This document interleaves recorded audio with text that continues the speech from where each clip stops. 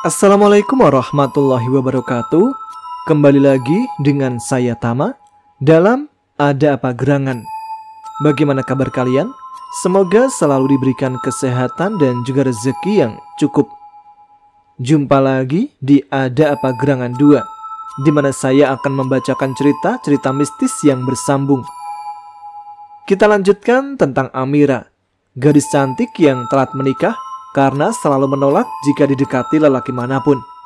Dia mulai merasakan keanehan-keanehan pada dirinya, mulai dari bisa melihat makhluk gaib, bisa memprediksi masa depan, dan bermimpi tentang seorang pemuda tampan di mimpinya yang membuatnya lebih memilih tinggal di alam mimpi daripada di alam nyata.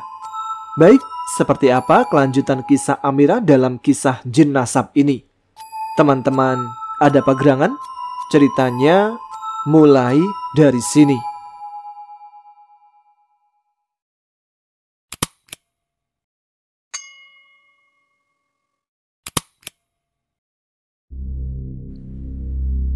Amira memukuli punggungnya. Rasanya semua badannya terasa sakit. Harusnya bangun tidur itu merasa segar, tapi ini malah kebalikannya. Dengan malas ia berjalan ke kamar mandi untuk berwudu, lalu menjalankan sholat subuh.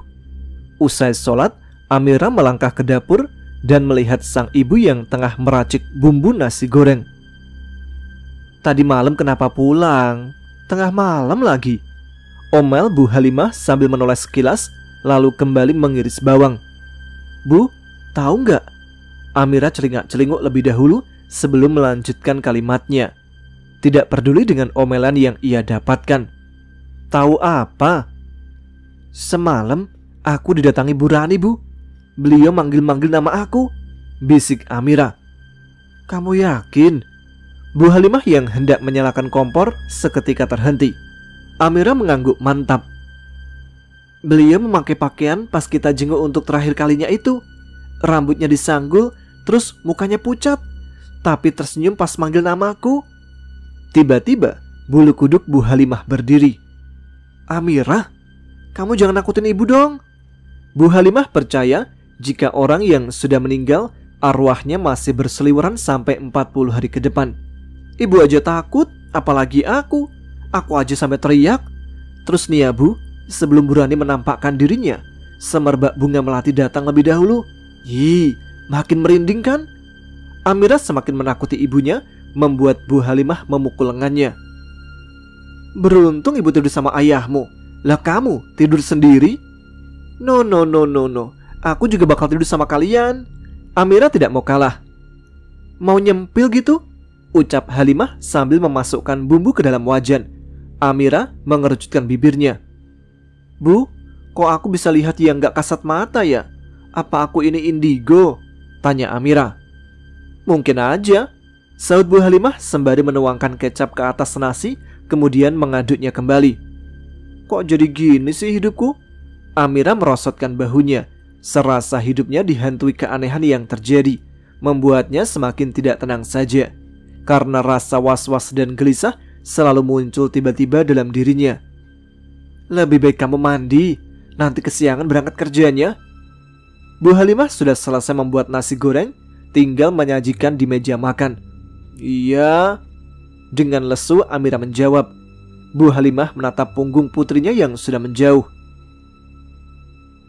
Nin, nanti makan siang di warung bakso yuk, ajak Amira.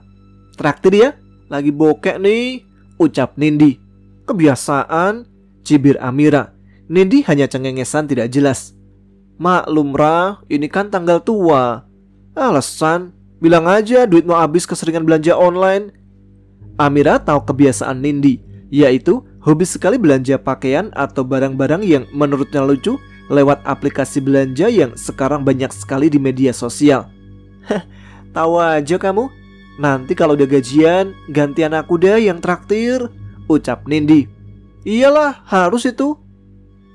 Tiba-tiba terdengar suara cicak di dinding ruangan itu. Amira yang tadinya fokus pada pekerjaannya mengalihkan pandangannya kepada hewan tersebut. Amira menatap tidak suka pada cicak yang diam di dinding itu. Matanya menatap tajam. Nindi yang melihat tatapan Amira merasa aneh lalu melihat arah pandangan yang dituju Amira. Lihat cicak kok segitunya, kayak mau nelan hidup-hidup, batin Nindi.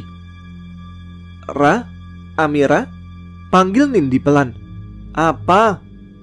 Ngapain sih liatin cicak segitunya?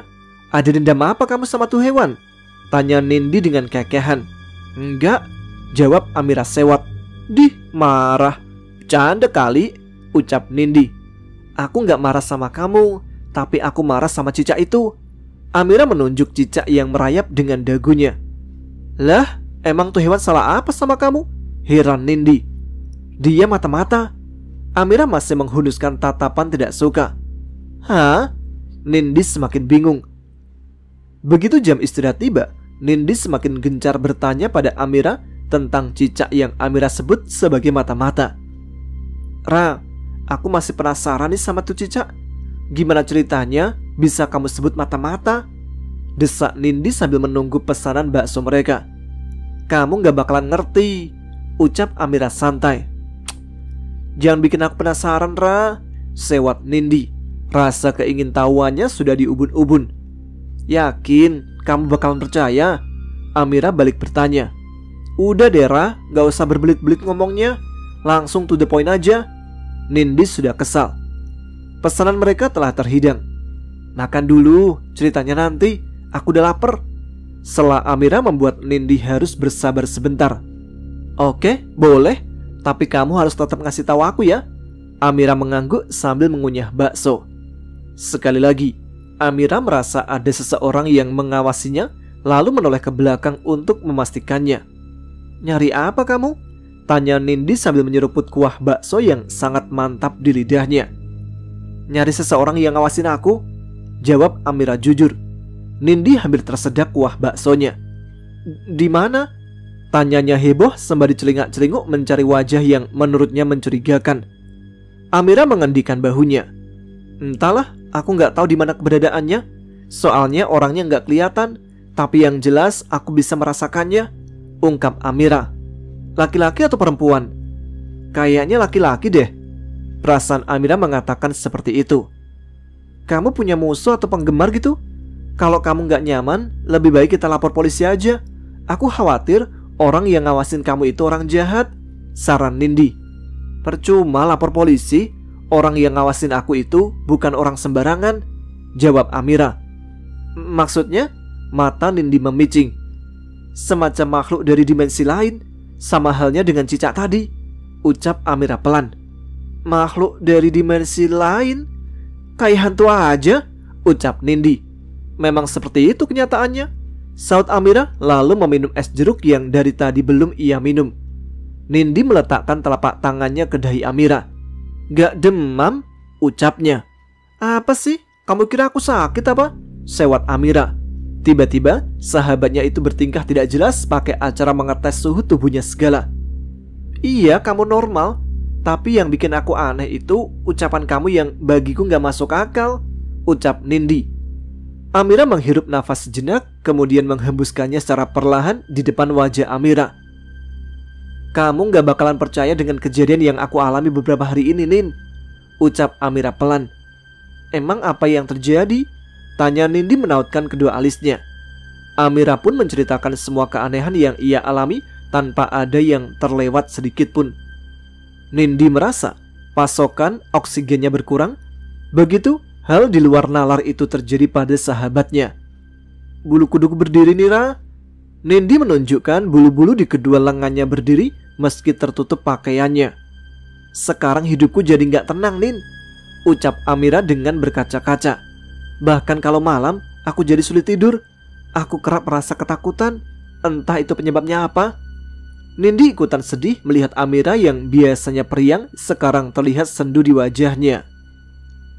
Yuk pulang, ajak Nindi setelah selesai dengan pekerjaannya. Amira mengangguk lalu menyampirkan tas selempangnya. Nindi langsung merangkul bahu Amira berjalan menuju parkiran. Ra, tahu nggak? Enggak, geleng Amira. Nindi yang berpostur lebih tinggi 3 cm dari Amira itu bercecak kesal membuat Amira terkikik. Makanya dengerin dulu, jangan asal motong, kesalnya. Iya aku dengerin, ucap Amira. Kamu tahu Dion? Tanya Nindi. Dion siapa? Amira menatap wajah Nindi. Kakak tingkat kita pas kuliah dulu, jelas Nindi. Gak ingat aku, jawab Amira. Iyalah gak ingat, kamu cuek terus tiap ketemu laki-laki, cibir Nindi. Mulai deh. Amira memutar malas kedua matanya. Emang kenapa sama si Dion? Tanyanya kemudian. Nindi senyum-senyum sendiri. Dia kemarin ngechat aku, terus ngajakin ketemuan malam ini, jawabnya. Nindi sangat senang dapat notif pesan dari pria yang selama ini ia idamkan. Terus, kamu mau gitu? Amira melepaskan rangkulan Nindi begitu sampai di parkiran. Nindi tersenyum lebar. Ya mau dong, kapan lagi coba bisa berduaan sama cowok tampan? Kedua tangannya menaut, membayangkan wajah laki-laki yang bernama Dion itu. Jangan asal setuju saja, takutnya itu cowok gak baik. Penasaran aku sama mukanya, ucap Amira. Nindi mengeluarkan ponselnya dari dalam tas, lalu menunjukkan foto profil Dion pada Amira. Amira mengamati wajah Dion dengan seksama. Gimana, tampan kan? Tanya Nindi. Iya tampan, tapi kayaknya dia laki-laki playboy deh, jawab Amira. Hah? Masa sih? Lihat aja senyumannya, mencolok banget kalau suka mempermainkan perasaan wanita. Amira menunjuk senyum Dion. Kedua alis Nindi langsung menaut sambil memandang foto Dion. Manis gini senyumnya, dibilang playboy, sok tahu kamu? Nindi tidak terima pujian hatinya dicap sebagai pria yang suka gonta-ganti wanita. Emang kamu kenal banget sama Dion? Tanya Amira. Nindi menggeleng pelan, karena selama ini dia hanya mengagumi Dion dalam diamnya. Laki-laki itu memang terkenal tampan di kampusnya dulu, dan saat itu juga memiliki kekasih. Mana berani dia mendekati lelaki itu. Kalau menurutku sih, kamu jangan temuin dia, itu pasti siasatnya. Amira memberi saran. Nindi mulai gamang. Ia juga menimbang-nimbang saran yang Amira berikan. Namun ia ingin sekali bertemu dengan lelaki itu. Ra, kita kan gak bisa lihat orang dari sampulnya. Jangan seuzon dulu dong, gak baik. Nindi menepisnya. Tidak mungkin seorang Dion seperti yang sahabatnya katakan. Amira hanya menduga saja, belum tentu iya. Aku gak seuzon, tapi itu dari penilaian mataku, ungkap Amira. Nindi tertawa renyah. Gimana kita mau tahu kepribadian seseorang itu seperti apa kalau cuma tahu dari fotonya aja? Jadi menurutku, penilaian kamu itu gak bisa dijadikan patokan. Mau percaya atau enggak, ya terserah kamu. Yang penting aku udah mengingatkan. Amira mengangkat kedua bahunya acuh. Nindi memasuki sebuah kafe yang Dion sebutkan sebagai tempat janjian mereka.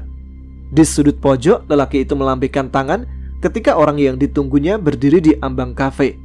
Nindi tersenyum melihat Dion sangat tampan dengan pakaian yang dikenakannya malam ini. Maaf ya, udah lama nunggunya? Tanya Nindi dan mengambil tempat duduk di depan Dion.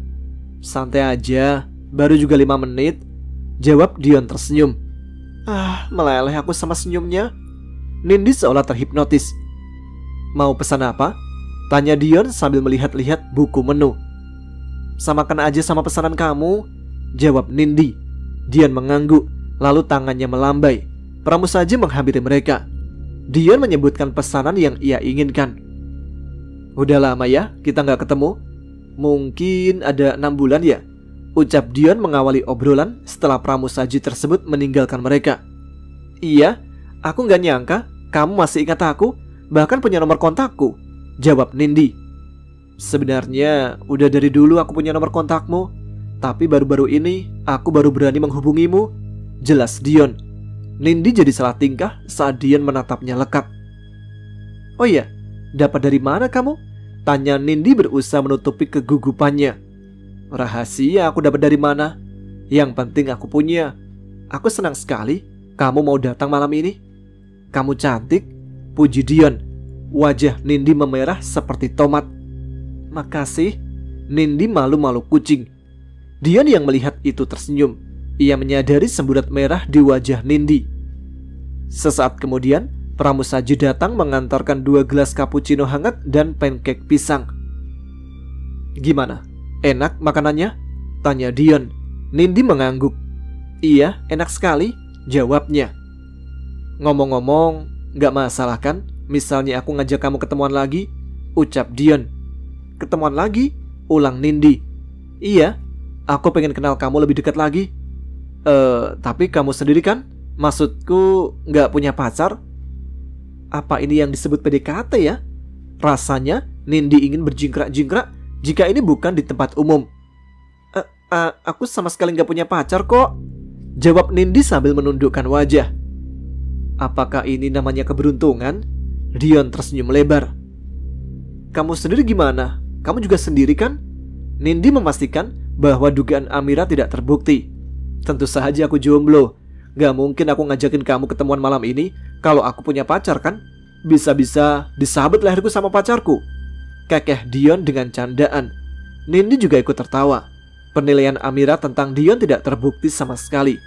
Mereka berdua saling ngobrol panjang lebar, dan tangan Dion juga tidak pernah lepas menggenggam tangan Nindi di atas meja. Oh, jadi kamu di sini rupanya. Lagi asik kencan ya? Seorang wanita cantik tiba-tiba menghampiri meja Dion dan Nindi. Wanita itu melipat kedua tangan di dada, menatap tajam kedua orang itu. Hira? Dion segera melepaskan tangan Nindi dan berdiri dari duduknya. Sementara Nindi yang tidak tahu apa-apa hanya menunjukkan raut bingung.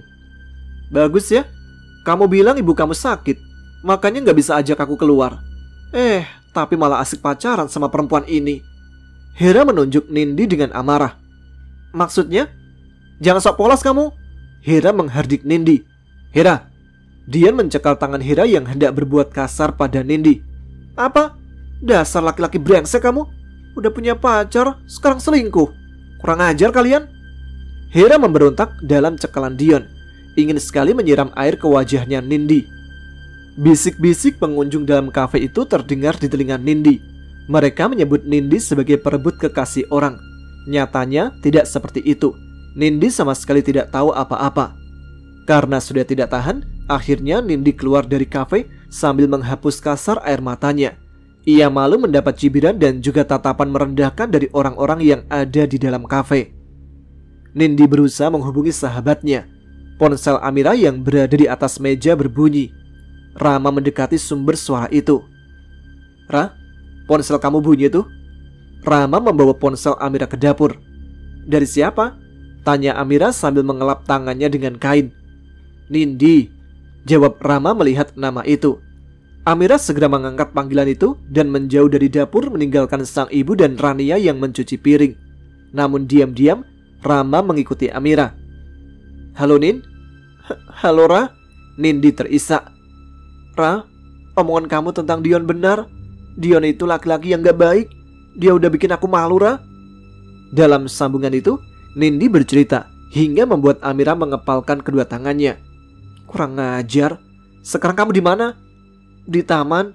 Langsung pulang, jangan nangis di tempat umum. Gini-gini nih, kalau gak percaya sama omonganku. Terbukti kan si Dion itu laki-laki playboy? Iya Ra, harusnya aku percaya sama omonganmu. Harusnya aku nurut saranmu. Udah, jangan nangis lagi. Beruntung kamu tahu sekarang, daripada gak sama sekali kan. Makin sakit hati. Sekarang pulang, jangan lama-lama di sana. Amira mengakhiri sambungannya. Ia menghela nafas kasar. Apa enaknya punya pacar atau suami jika ujung-ujungnya bikin sakit hati? Lebih baik sendiri, seperti dirinya ini. Siapa Dion? Tanya Rama dengan tiba-tiba, membuat Amira terlonjak kaget. Assalamualaikum. Spontan Amira mengucap salam. Ngagetin aja, ketus Amira sambil mengusap-usap dadanya yang tertutup kerudung. Maaf, tawa Rama. Belum tidur kamu? Tanya Pak Hadi melihat Amira masih anteng menonton televisi di ruang tengah. Belum ngantuk ya, jawab Amira. Tontonan kamu cinta-cintaan, tapi kamu sendiri tidak suka Rama, ucap Pak Hadi. Kenapa ayah jadi bahas orang itu sih? Kesalnya. Selama 7 hari ia berada di rumah lelaki itu, Rama selalu saja berusaha mendekatinya, tidak peduli banyak orang atau tidak. Laki-laki itu tidak ada jeranya dengan sikap ketus dan jutek yang ia berikan. Sudah 10 hari meninggalnya almarhumah. Pak Samsul kemarin bicara pada ayah. Beliau ingin melamar kamu untuk Rama, untuk mengabulkan permintaan terakhir dari Bu Rani. Amira memejamkan kedua matanya, berusaha menahan emosi untuk tidak berdebat dengan sang ayah. Terus ayah bilang apa? Amira berharap ayahnya tidak berkata setuju. Namun jika ia akan menentang mereka semua, tidak peduli jika itu adalah sebuah permintaan terakhir. Pak Hadi memandang lekat wajah Amira. Di kedua mata putrinya itu terpancar rasa tidak setuju. Namun ia juga tidak bisa menolak. "Ayah bilang silahkan," jawab Pak Hadi singkat, lalu memandang ke depan, mengalihkan wajahnya dari tatapan Amira yang memandangnya dengan kecewa.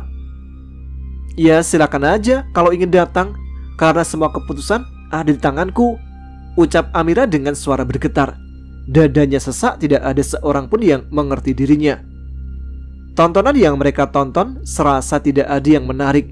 Mereka berdua diam dengan pikiran masing-masing, hingga Pak Hadi bersuara menyuruh Amira untuk pergi ke kamarnya tidur. Amira menurut tanpa menyauti ucapan Pak Hadi. Baginya, ayahnya itu tidak memiliki perasaan. Ayahnya itu bersikap semaunya. Amira menatap langit-langit kamar. Malam yang sepi ini seperti perasaannya, lara. Jika di luar sana orang akan senang jika mempunyai calon suami tampan, tapi baginya itu seperti sebuah kesialan. Kenapa hidup harus berpasang-pasangan? Lelah memikirkan dirinya, Amira akhirnya terlelap. Namun samar-samar ia merasakan seorang laki-laki tidur di sampingnya. Ya ampun, laki-laki itu tampan sekali. Amira menangkup kedua pipinya. Bibirnya mengulas senyum malu ketika mengingat mimpinya semalam, di mana ia dibonceng lelaki tampan yang apesnya ia tidak tahu namanya. Meski wajahnya sedikit buram, tapi laki-laki itu sangatlah tampan. Bahkan ketampanan Rama kalah jauh dengan wajah rupawan yang dimiliki laki-laki di mimpinya. Amira dibawa ke pinggir danau, menikmati indahnya pemandangan di sana. Laki-laki itu merangkul pundak Amira, lalu kepala Amira disandarkan di bahu kokohnya, seperti pasangan kekasih yang dimadu asmara. Itulah yang Amira rasakan di mimpinya. "Ah, ibu, aku pengen ketemu dengan laki-laki di mimpiku." Amira ingin mengulang kembali adegan di mimpinya semalam. Sangat romantis lelaki tanpa nama itu memperlakukannya. Hatinya seakan meleleh. "Nak, di luar ada Rania." Bu Halimah mengetuk pintu kamar Amira. "Iya bu, suruh tunggu sebentar." Amira segera memoles wajahnya dengan bedak tipis, kemudian memakai kerudung segi empat berwarna kopi susu. Dirasa penampilannya sudah rapi, Amira keluar dari kamarnya menghampiri Rania. Mereka berdua memiliki agenda jalan-jalan di hari Sabtu ini. "Ayo," ajak Amira pada Rania. "Bentar mbak, nunggu Mas Rama," membuat Amira menatap datar gadis remaja itu. "Kita janjiannya cuma berdua aja, Ran. Kenapa mas kamu harus ikut segala sih?" Amira menunjukkan ketidaksukaannya. Rania tersenyum kaku. "Sorry mbak, tapi ayah nyuruh kita diantar Mas Rama, biar kita berdua ada yang ngejaga." Tidak lama, mobil Rama berhenti di depan rumah Amira. Laki-laki itu menyalakan klakson agar kedua gadis yang berdiri di teras masuk ke mobilnya. "Ah, tahu gini, lebih baik tidur lagi aja. Bisa ketemu pangeran mimpiku," batin Amira. "Mbak duduk di depan ya, sama Mas Rama." Rania mendorong tubuh Amira pelan. "Enggak ah, kamu aja yang duduk di depan, Mbak biar di belakang." Amira segera membuka pintu bagian belakang, namun langsung ditahan oleh Rania. "Gak enak mbak duduk sendirian di belakang itu," cegah Rania. "Gak apa-apa," jawab Amira sambil membuka pintu. Ia tahu maksud Rania menyuruh duduk di depan adalah agar ia dan Rama semakin dekat. Ngobrol juga lebih enak tanpa harus menoleh ke belakang untuk Rama. "Aduh, susahnya," keluh Rania. "Mas, gak apa-apa kan duduk di depan sendirian? Aku di belakang aja sama Mbak Amira." Rania memilih duduk bersama Amira. "Ya sudah, gak masalah." Rama hanya bisa pasrah dijadikan sebagai sopir dadakan, asalkan ia bisa menemani gadis pujaannya daripada di rumah tidak ada kerjaan. Beruntung, ayahnya punya inisiatif menyuruhnya mengantar sang adik pergi jalan-jalan. Sebenarnya, Rania tahu bagaimana sikap Amira kepada kakaknya, tapi ia juga tidak bisa membenci Amira, karena bagaimanapun perasaan seseorang tidak bisa dipaksakan. Siapa tahu dengan cara seperti ini, kakaknya bisa mengambil hati seorang Amira. "Mbak, kenapa lihat ke belakang terus?" Sedari tadi, Amira sedikit-sedikit menoleh ke belakang. Rama di depan kemudi melihat Amira melalui kaca spion tengah. "Ada apa? Ada yang kelupaan?" Rama bertanya pada Amira. Amira menggeleng pelan. "Gak ada," jawabnya. Dalam hati ia merutuki tentang objek yang tak terlihat di matanya itu selalu saja membuntuti dirinya saat ia keluar rumah. Entah itu ia keluar sendiri atau bersama temannya. Sebenarnya apa yang dia incar dariku? Amira menerka-nerka. Ia tidak berani memberitahu kedua orang tuanya, khawatir mereka akan semakin cemas. Yang penting dirinya baik-baik saja dan objek itu tidak menyakitinya, maka ia akan merahasiakan. "Mbak," Rania menepuk bahu Amira membuyarkan lamunan gadis itu. Iya," sautnya menoleh. "Mbak kok ngelamun? Ada hal yang ganggu pikiran Mbak ya?" tebak Rania. Enggak kok, enggak ada. Mbak cuma lapar aja." Amira mengusap perutnya, tapi memang ia belum makan apa-apa dari tadi. "Kamu belum sarapan ya?" tanya Rama. "Iya, bisa kita beli makanan dulu nggak?" pinta Amira. "Mau makan apa? Kebetulan aku juga belum sarapan," ucap Rama. Matanya melihat penjual jajanan di kiri jalan. "Apa aja, asal jangan bubur ayam," jawab Amira. "Kayaknya di depan ada yang jual nasi uduk deh." Amira menunjuk perempuan baya berdiri agak jauh dari mobil Rama berhenti. "Mau itu?" Rama menatap Amira. Gadis itu mengangguk. "Kamu juga mau kan, Ram?" tanya Amira. Setelah membeli nasi uduk, mobil Rama melaju membelah jalanan yang tidak begitu ramai. Sementara kedua gadis di belakangnya asik makan. "Mas, menepi dulu dong. Mas Rama kan belum makan," ucap Rania. "Nanti saja," jawab Rama. Matanya melirik cara makan Amira. Sangat lahap sekali, tanpa sungkan-sungkan kepadanya. Mereka telah sampai di tempat wisata yang menyajikan keindahan alam. Amira dan Rania berbinar melihat hamparan bunga-bunga berwarna-warni bermekaran. "Wah, bagus banget, Mbak." Rania menatap takjub di sekelilingnya. "Iya, ayo foto di sana," ajak Amira. Mereka berlari meninggalkan Rama. "Cantik." Rama memandangi Amira yang selalu tertawa saat foto selfie bersama adiknya. Ia bagikan bodyguard menjaga kedua gadis berbeda usia itu, berlari ke sana kemari tanpa memperdulikan akan dirinya yang tertinggal. "Capek, Mbak." Rania mengipas wajahnya dengan tangan kosong, duduk di bangku taman yang tersedia. "Sama, Mbak juga capek," ucap Amira. Tak sengaja matanya menangkap suatu objek berdiri di atas pohon tinggi tengah mengawasinya. Dia? Tubuh Amira menegang melihat sosok aneh sedang berdiri layaknya manusia, dengan dua kaki dan dua tangan. Tapi yang bikin Amira merinding adalah bulu-bulu warna coklat di sekitar tubuhnya yang tertutup pakaian zaman kerajaan, dengan ekor sedikit panjang. Padahal ini siang hari. Apakah sesosok itu penunggu wisata ini? Jangan lupakan tatapan matanya hanya mengarah ke arah Amira saja, meski banyak sekali manusia berlalu lalang di bawahnya. "Mas, beliin air minum dong. Lihat, keringat Mbak Amira banyak." Rania menyeka bulir-bulir keringat di kening Amira. Keringat Mbak kok dingin?" "Hah? Apa? Kamu tadi ngomong apa?" toleh Amira setelah tersadar tangan lembut Rania menyentuh keningnya. Kening Rania mengerut, begitu juga dengan Rama. "Mbak sakit? Kalau iya, kita pulang aja," ucap Rania sambil menatap Rama. Amira menggiling cepat. "Kenapa pulang? Mbak gak apa-apa? Serius?" Namun kedua kakak beradik itu tidak percaya begitu saja. "Gak usah dipaksa. Kalau benar-benar tidak enak badan, lain kali kita bisa kesini lagi," ucap Rama. "Kata siapa sih? Aku ini baik-baik aja. Mending kita kesana, ke danau itu. Kita naik perahu bebek." Tangan Amira langsung menarik tangan Rania. Ditinggal lagi. Rama menghela nafas pelan. "Ya, kita keduluan, Mbak." Perahu bebek yang untuk 2 orang hanya tinggal 1, dan itu sudah dinaiki orang lain. "Ditunggu aja," saut Rama berdiri tepat di belakang Amira. "Apa sih dekat-dekat? Jauh-jauh sana." Amira yang risih mendorong tubuh jangkung Rama. "Aduh, kalian ini," keluh Rania, lalu meninggalkan Amira yang masih berdebat dengan Rama. Rania memilih duduk di atas rumput sambil memandang danau buatan yang indah itu. Banyak pasangan muda-mudi dan keluarga kecil bahagia sedang menaiki perahu bebek di danau tersebut. Amira dan Rama kemudian mendekati Rania, duduk di sebelah Rania. Setelah Amira mengakhiri perdebatannya dengan Rama. "Mbak Amira bisa berenang?" tanya Rania tiba-tiba. "Gak bisa, kamu sendiri?" Sama mbak, aku juga gak bisa berenang. Tapi Mas Rama tuh jago berenang," ucap Rania. "Kenapa? Mau saya ajarin?" Rama menawarkan. Gak perlu kayaknya. Lagian mau belajar di mana coba? Kolam renang aja gak punya," sewot Amira.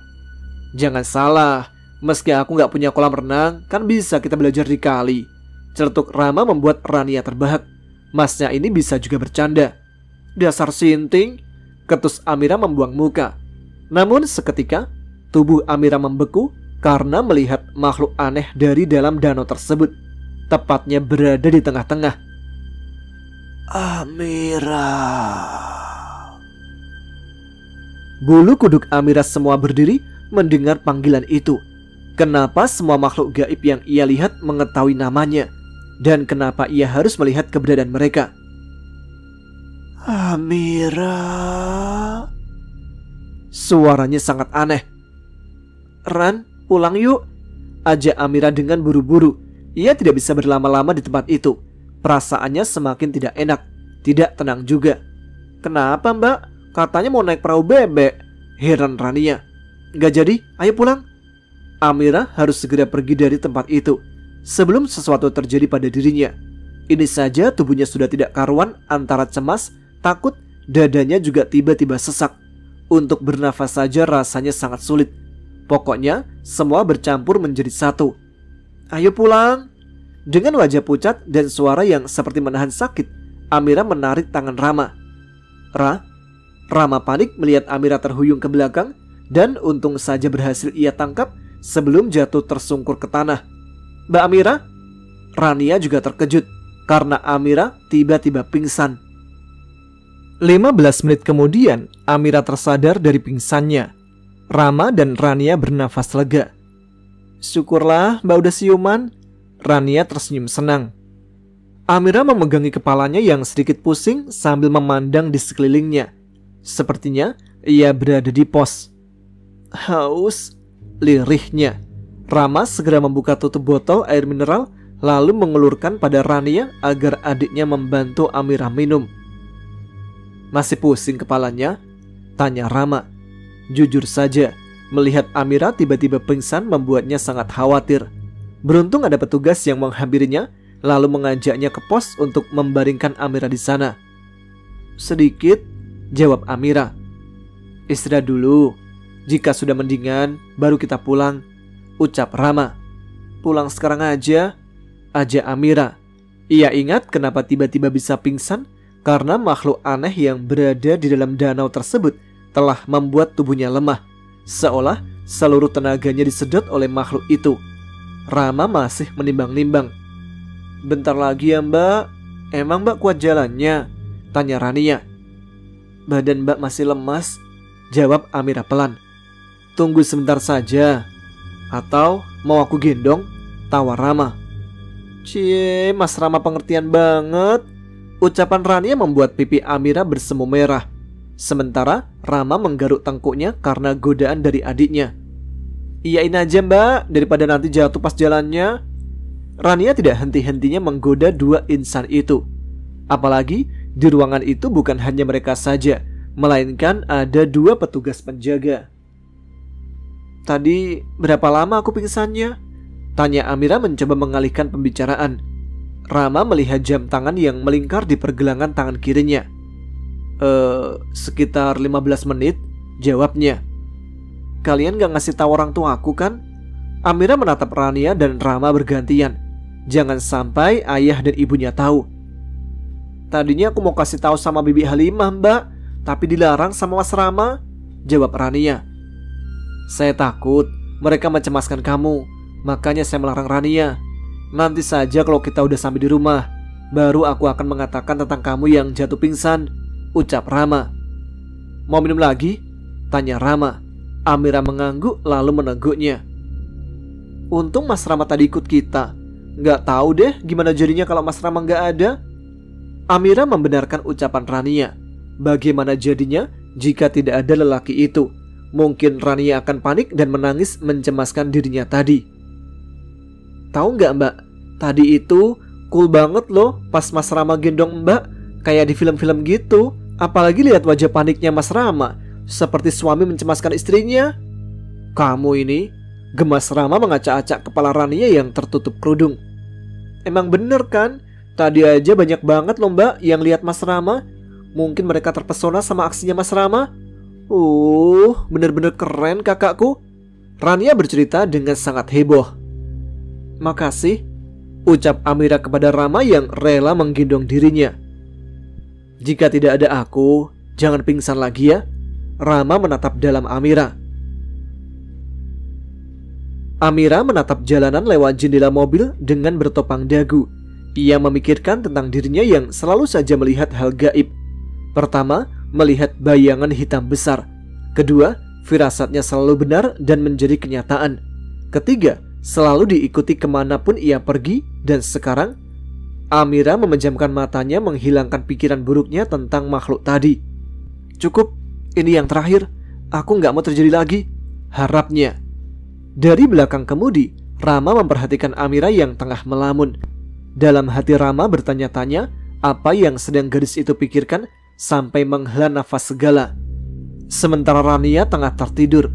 Adiknya itu memang tidak bisa jika tidak tidur dalam mobil. Kebiasaan emang. Boleh aku bertanya sesuatu? Tanya Rama hati-hati.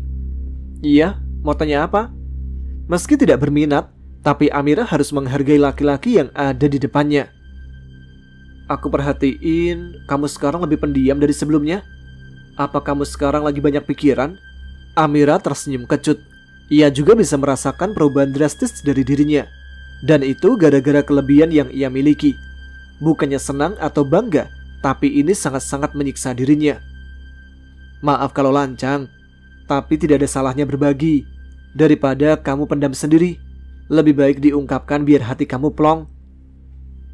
Apa begitu jelas ya kalau aku lagi banyak pikiran? Tanya Amira. Rama melirik.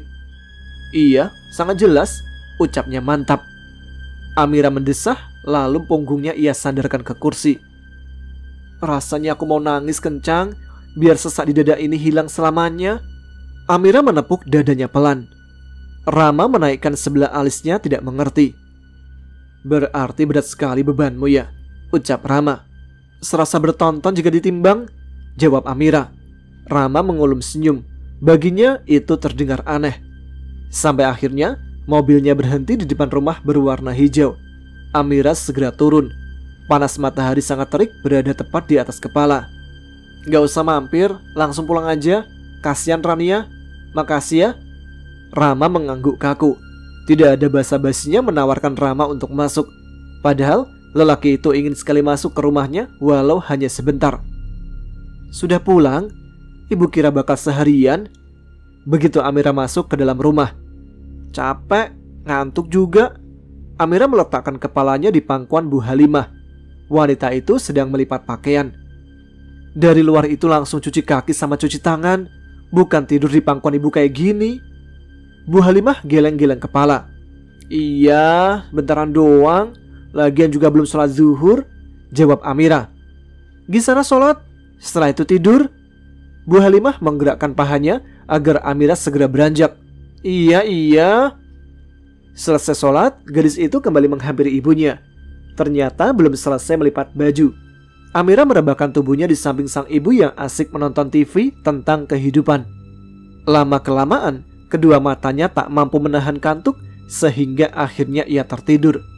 Suara ibunya dan TV saling bersautan, tapi untuk membuka kedua matanya rasanya sulit. Jangankan mata, tubuhnya saja tidak bisa digerakkan, seperti ada yang merantainya. Semua tubuhnya kaku, dari atas sampai bawah. Belum lagi suaranya juga ikut tersumpal. Mau berteriak memanggil ibunya, tapi apa daya ia tidak bisa. Amira panik. Dia bukan mengalami mimpi, tapi ia sadar sepenuhnya. Hanya saja ia tidak bisa bangun dari tidurnya. Ini apa lagi ya Allah? Kenapa badanku kaku begini? Kenapa aku nggak bisa bergerak? Ibu, tolongin anakmu.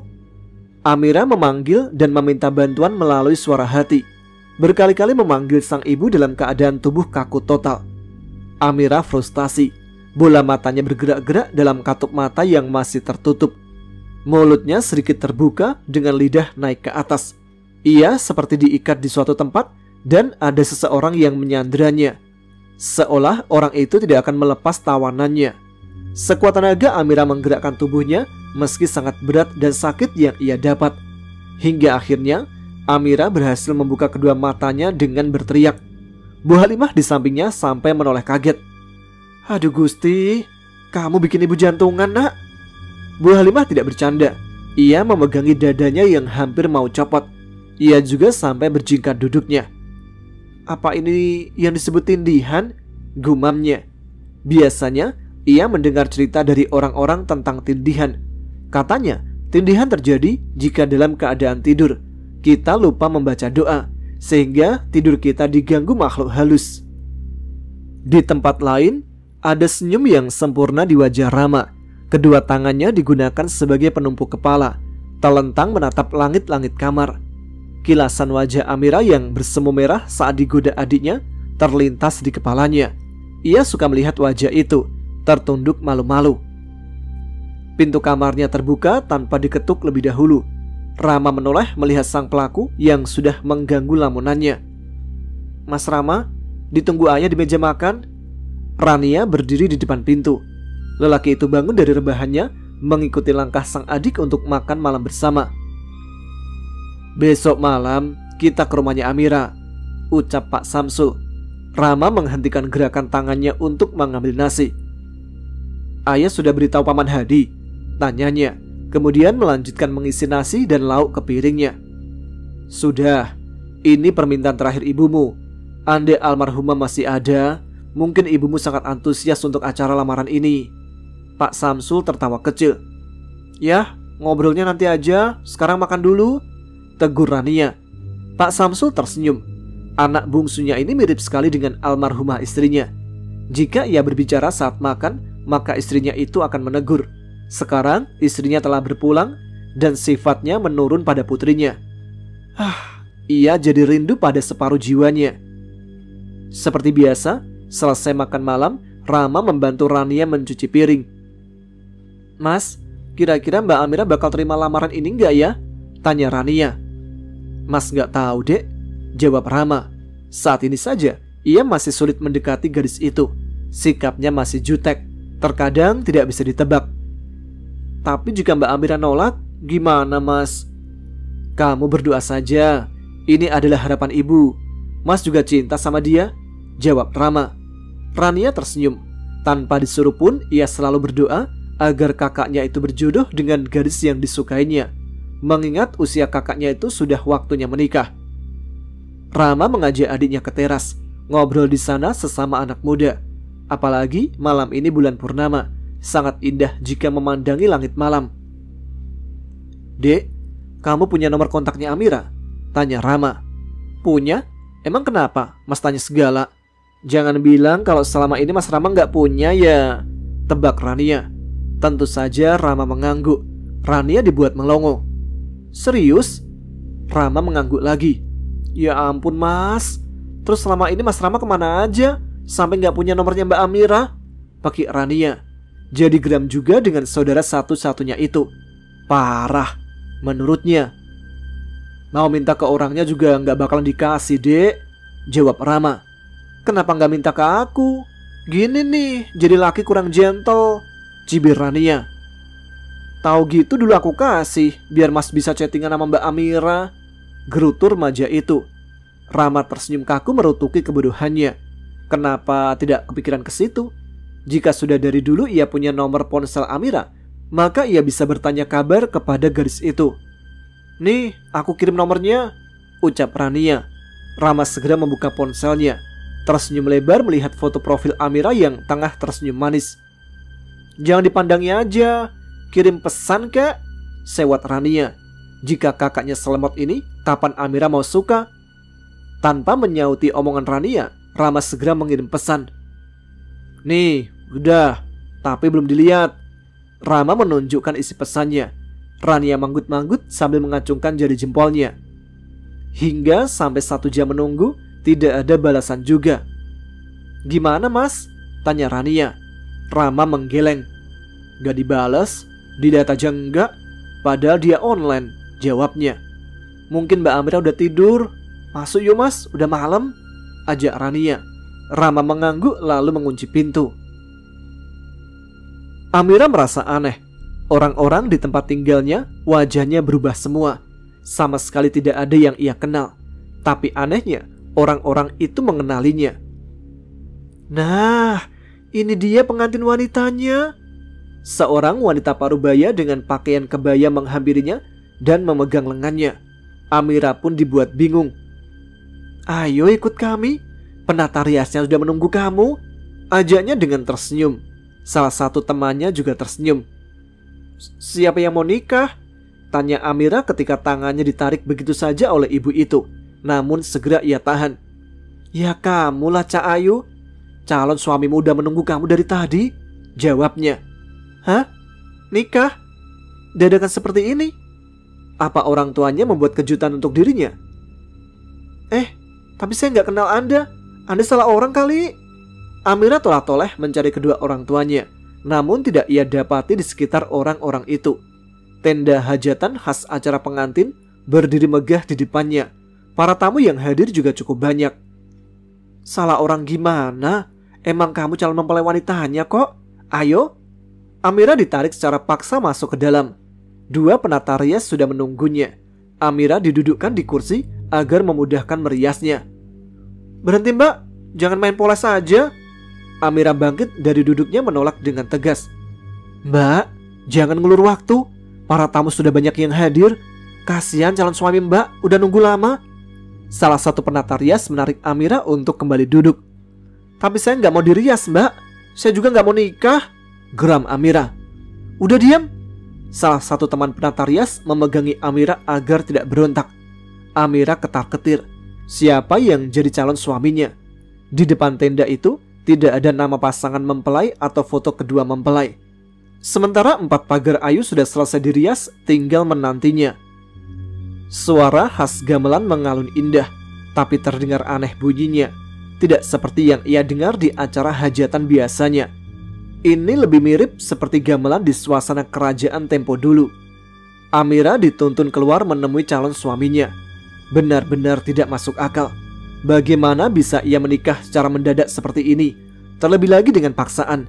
Orang-orangnya tidak ia kenal pula. Ia harus kabur. Ia tidak siap menjadi seorang istri. Begitu sudah dekat di pelaminan dan terlihat seorang lelaki duduk dengan gagahnya di sana. Tapi sayang wajahnya buram. Amira lantas lari, kabur dari acara pernikahannya. Di belakangnya, orang-orang yang hadir di sana mengejar dirinya menyuruhnya untuk berhenti. Amira berlari secepat mungkin, tidak peduli dengan teriakan-teriakan itu. Beruntung ada angkutan umum berhenti tepat di hadapannya. Lalu ia segera naik, menyuruh sang sopir untuk berangkat. Orang-orang yang mengejarnya berhenti karena kalah cepat dengan laju kendaraan roda 4 itu. Amira melambai-lambaikan tangan, mengejek mereka karena tidak berhasil mengejarnya. Sekarang ia tidak tahu harus pergi kemana, tapi ia senang berhasil kabur dari pernikahan paksa itu. Amira, bangun nak. Sudah jam 5 lebih. Nanti kamu kesiangan sholat subuhnya. Bu Halimah mengguncang lengan Amira. Amira langsung membuka mata. Sontak ia terduduk lalu melihat sekitarnya. Ini di kamar, berarti tadi itu mimpi. Ayo bangun, keburu kesiangan sholatnya. Nyenyak banget tidurnya. Ibu bangunin gak bangun-bangun. Ayo bangun dulu. Bu Halimah heran. Hampir 10 menit ia membangunkan putrinya itu, tetapi tidak bangun juga. Baik, sampai di sini dulu episode kali ini. Kita lanjutkan perjuangan cerita Amira dalam memutus hubungan dengan jin nasab yang ikut dengannya pada episode selanjutnya di Ada Apa Gerangan 2. Terima kasih untuk teman-teman yang telah menyimak, like dan komentar di setiap video Ada Apa Gerangan. Bagi yang belum subscribe channel ini, silakan subscribe supaya lebih semangat lagi untuk menghadirkan cerita-cerita menarik untuk teman-teman sekalian. Dan tentu saja, tuliskan komen, tunjukkan eksistensi kalian. Baiklah, saya Tama pamit. Jumpa lagi di episode selanjutnya.